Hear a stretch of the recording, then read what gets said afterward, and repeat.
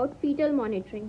Fetal monitoring में जब भी कोई फीमेल आपके पास आई कि मुझे प्रेग्नेंट फीमेल आई कि मुझे बेबी का मूवमेंट कम लग रहा है, तो आपके पास एक तो 2 टेस्ट हैं। पहला है आपका स्क्रीनिंग, फिर है डायग्नोस्टिक।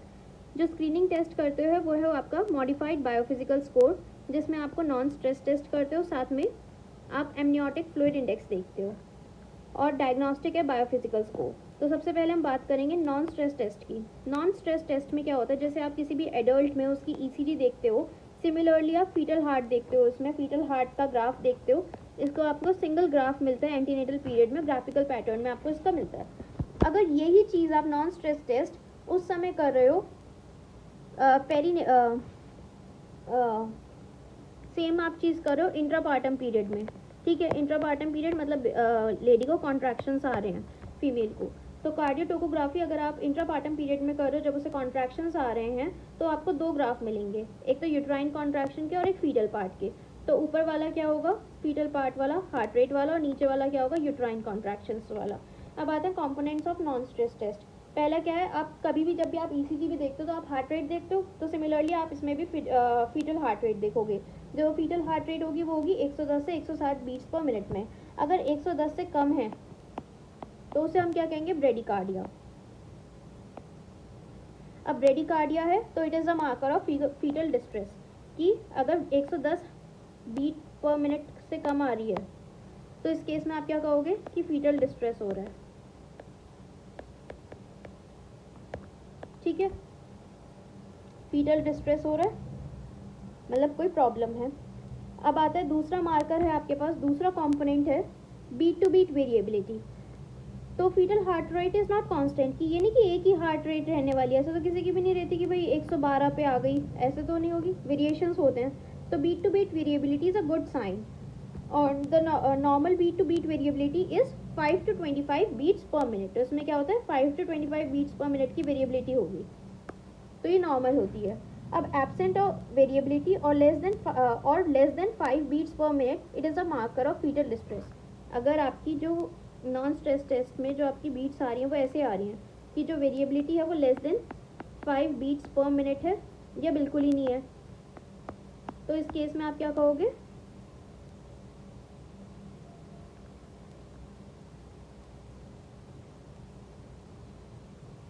कि it is a marker of fetal distress.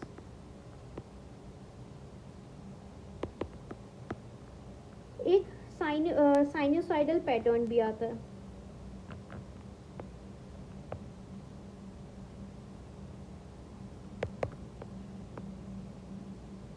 Sinusoidal pattern में क्या होगा, साइन वेव पैटर्न आप देख रहे हो साइन वेव की तरह है।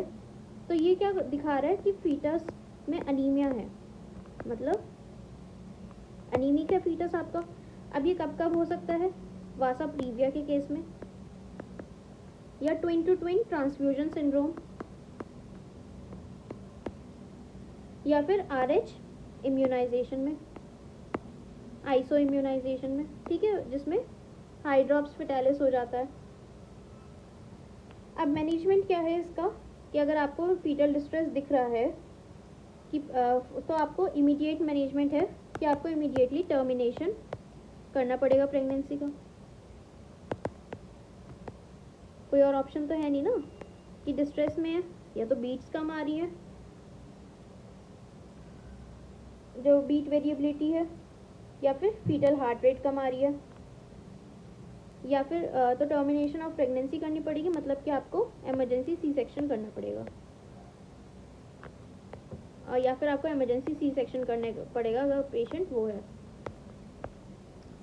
टर्म प्रेगनेंसी है।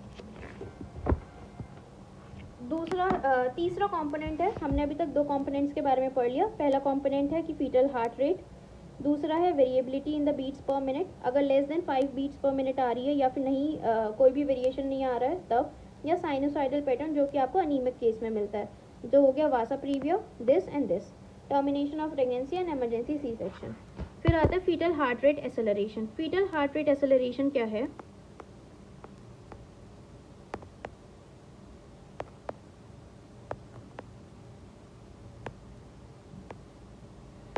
Now, when the fetal movement occurs, the fetal heart rate increases by 15 beats per minute for 15 seconds and it denotes a healthy fetus. तो जब भी बेबी में मूवमेंट होगा तो fetal heart rate 15 beats per minute से increase कर जाएगी for 15 seconds जब भी बेबी में मूवमेंट होगा. अब हम ये कैसे देखेंगे कि मूवमेंट के टाइम पे उसकी हार्ट रेट कितनी बढ़ रही है. तो इस टेस्ट को परफॉर्म करने के लिए आपको क्या करना पड़ेगा कि आप पहले पेशेंट को कहोगे कि आप लेफ्ट लेटरल पोजीशन में लेट जाओ. 20 मिनट्स का टाइम होता है इसमें. तो fetal movement noted and the mother pushes the button on the belt during each movement.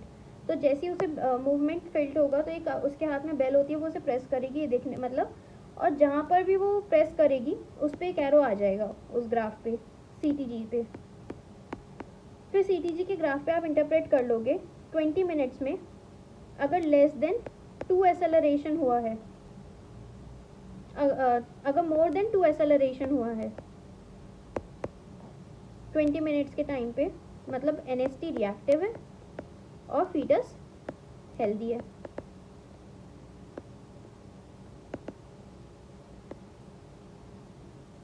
और अगर लेस देन 2 एक्सेलरेशंस हैं उस केस में आपको NST रिपीट करना पड़ेगा फर्दर 20 मिनट्स के लिए. इन 40 minutes less than 2 acceleration non reactive CTG और बायोफिजिकल स्कोर करोगे. अगर लेस देन 2 एक्सेलरेशंस हैं तो आप दोबारा 20 मिनट्स का टाइम लोगे, दोबारा NST परफॉर्म करोगे. अगर 40 मिनट्स में भी लेस देन 2 एक्सेलरेशंस मिल रही हैं तो मतलब नॉन रिएक्टिव CTG है और आपको कंफर्मेशन के लिए बायोफिजिकल स्कोर करना पड़ेगा.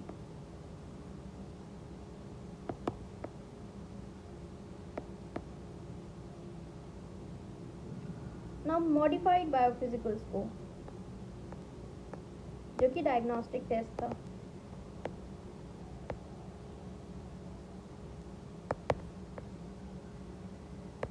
मॉडिफाइड बायोफिजिकल स्कोर में क्या है, एक तो आप NST कर रहे हो प्लस एमनियोटिक फ्लूइड इंडेक्स देख रहे हो. तो अक्यूट डिस्ट्रेस बताता है ये फीटस का, और ये क्रॉनिक डिस्ट्रेस कि कोई लंबे टाइम से प्रॉब्लम है. Now, if any parameter is abnormal, then go for the biophysical score. NST is done in all the high-risk pregnancies above 32 weeks regularly. So, if any parameter is abnormal,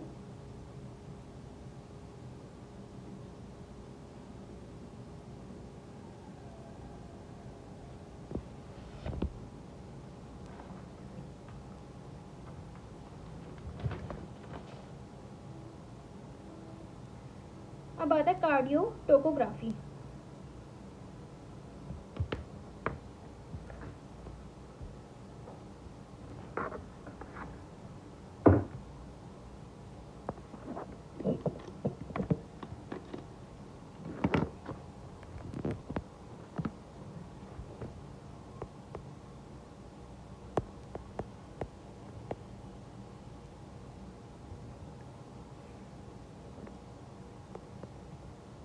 हम बात कर चुके हैं cardio टोकोग्राफी में हमें 2 graph मिलेंगे.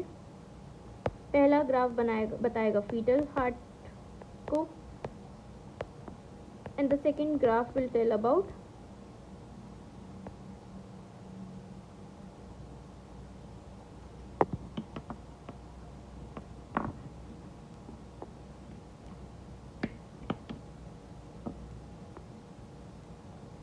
Contractions.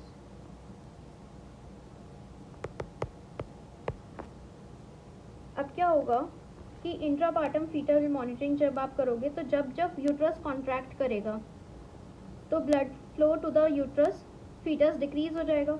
अगर वो ब्लड फ्लो क्या होता है कि आपने प्रेशर बढ़ाया तो वॉल्यूम कम हो गया और ये क्या होगा, सीधा फीटस में ट्रांसफ़र होगा. अगर फीटस हेल्दी है तो वो टॉलरेट कर लेगा इस डिक्रीज को और कोई भी फीटल हार्ट रेट में चेंजेस नहीं आएंगे. अगर फीटस कॉम्प्रोमाइज्ड है तो वो टॉलरेट नहीं कर पाएगा इस चीज़ को और फीटल हार्ट रेट डिक्रीज हो जाएगा. ठीक है, अब आपको यही मॉनिटर करना है। सिंपल फंडा ये है, जब भी कॉन्ट्रैक्शन आएंगे यूट्रस में तो वो सीधा सीधा फीटस में ट्रांसफ़र हो जाएगा।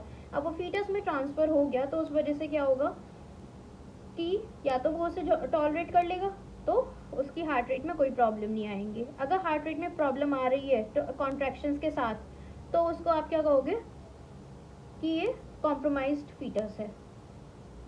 तो fetus deceleration is a dip by 15 beats per minute for 15 seconds and it is mostly pathological. अब आप deceleration कब कहोगे? fetal heart rate deceleration आप कब कहोगे कि 15 beats per minute for 15 seconds. ठीक है, अब 3 टाइप की डिसेलरेशन है आपके पास। अर्ली डिसेलरेशन, लेट डिसेलरेशन और थर्ड है आपकी variable deceleration.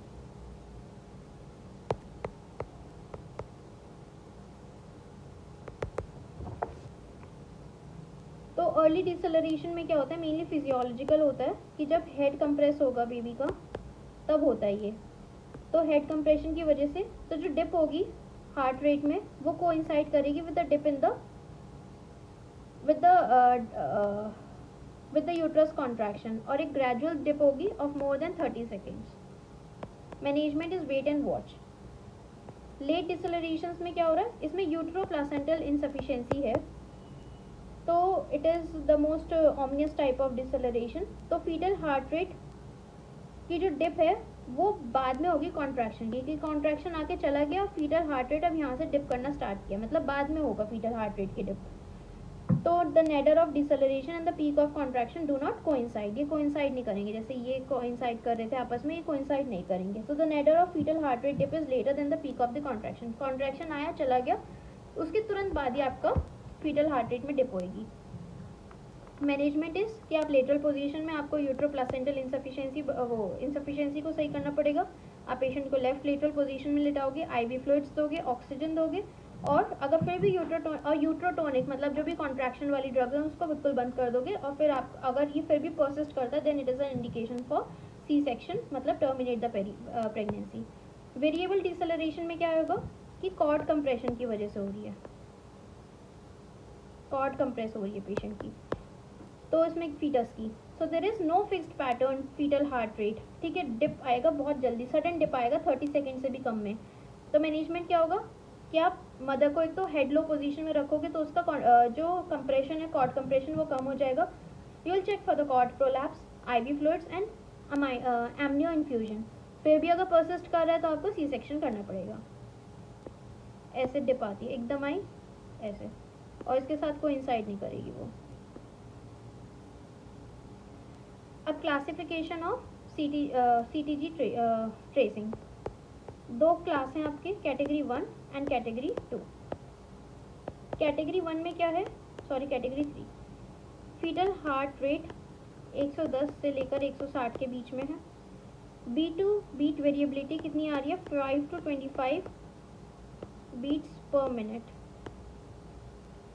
No late decelerations, no variable decelerations, early decelerations में भी प्रेजेंट और एब्सेंट, और डिसेलरेशन नहीं होंगे या बिल्कुल मतलब नहीं है,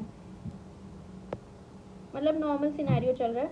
इसमें यूट्रो रिससिटेशन और इमीडिएट डिलीवरी करानी पड़ेगी। इसमें absent variability of fetal heart rate with bradycardia, variability नहीं है फीटल हार्ट रेट में जितनी होनी चाहिए थी 5 to 25 बीट्स की।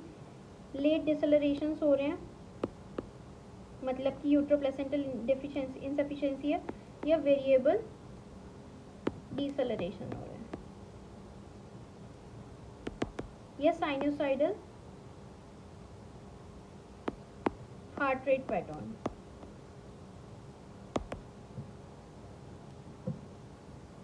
अनीमिक में फिर है बायोफिजिकल स्कोर। तो बायोफिजिकल स्कोर या फिर मैनिंग स्कोर भी इसे कहते हैं, बायोफिजिकल स्कोर।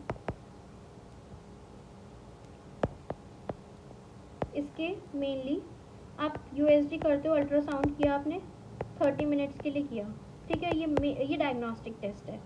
तो बायोफिजिकल स्कोर में आपने यूएसडी किया फॉर 30 मिनट्स। 5 कंपोनेंट्स आप देखोगे। आप फीटल टोन देखोगे, आप फीटल ब्रीदिंग देखोगे, ग्रॉस बॉडी मूवमेंट,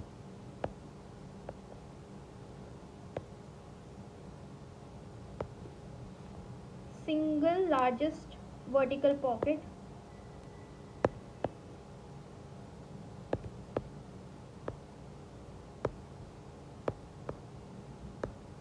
और नॉन स्ट्रेस टेस्ट तो करना ही है। फीटल टोन में 30 मिनट्स में 1 एपिसोड ऑफ फीटल एक्सटेंशन और फ्लेक्जन अगर आ रहा है तो आप +2 कर दोगे। फीटल ब्रीदिंग में ब्रीदिंग आ रही है मोर than 1 movement for 30 seconds.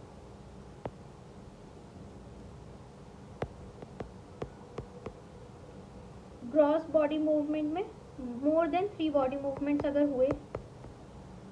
Single large vertical pocket में अगर एमनियोटिक फ्लूइड की 2 सेंटीमीटर से ज़्यादा आपको अगर मिली और रिएक्टिव मिला तो हर पे आप +2 करते जाएंगे।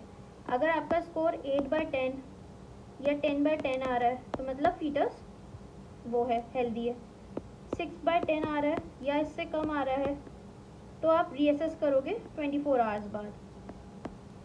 और अगर 6/10 आ रहा है या इससे मतलब 6 से 8 के बीच में है, और अगर <6/10 है तो आप फीटल हाइपोक्सिया में है, आपका फीटल हाइपोक्सिया हो रहा है, तो आप तुरंत किसके लिए जाओगे? You will terminate the pregnancy.